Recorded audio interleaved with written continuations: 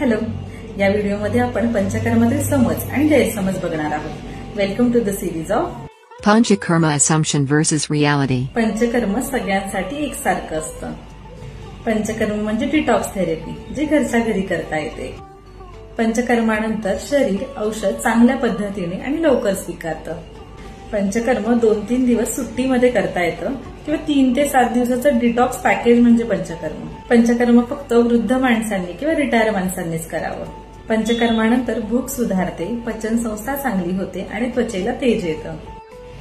तूप पिणं, उपवास करणं म्हणजे पंचकर्म.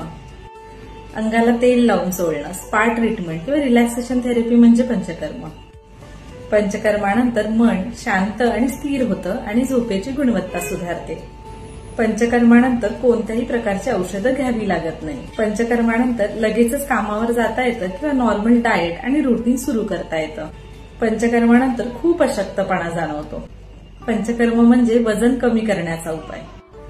पंचकर्माने फक्त शारीरिक नाही तर मानसिक आरोग्य सुद्धा सुधारतं.